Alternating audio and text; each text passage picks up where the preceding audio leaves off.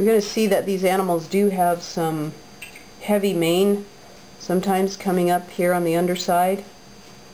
It's kind of a nice thick mane of hair. That's why I love these guys. They're so different, these wildebeest. They have such kind of this wild magnetic quality to them. And now where the rib cage makes that plane change, because he's rounded, right? He's not flat-sided. We're going to see that there's an area that turns away from the sun, and it goes to the underside. Okay.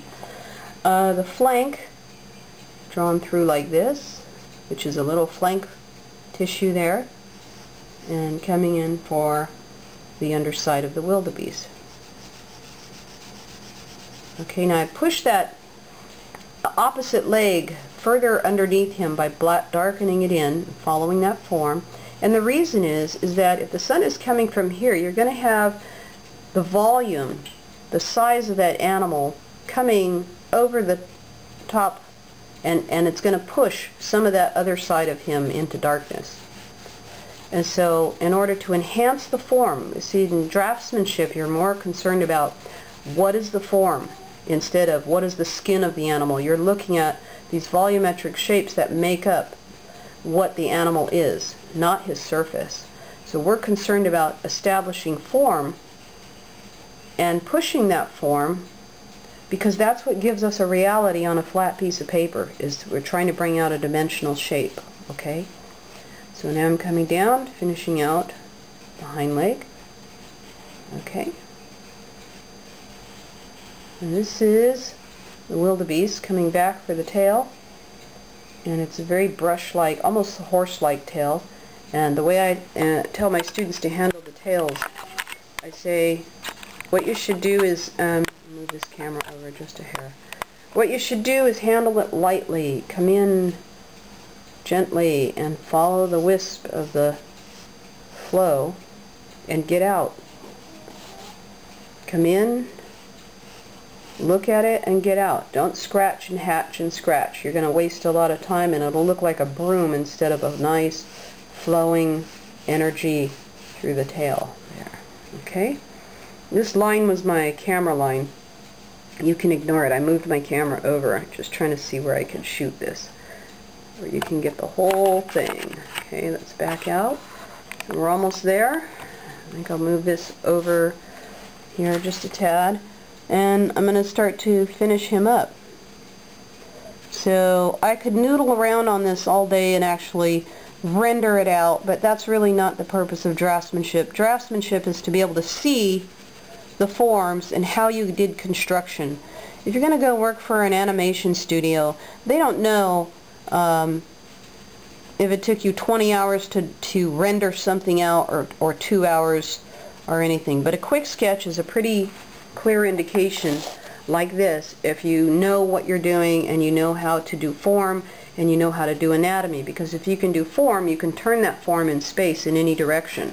So it's a good way to learn the very traditional fundamentals, and keep with those fundamentals.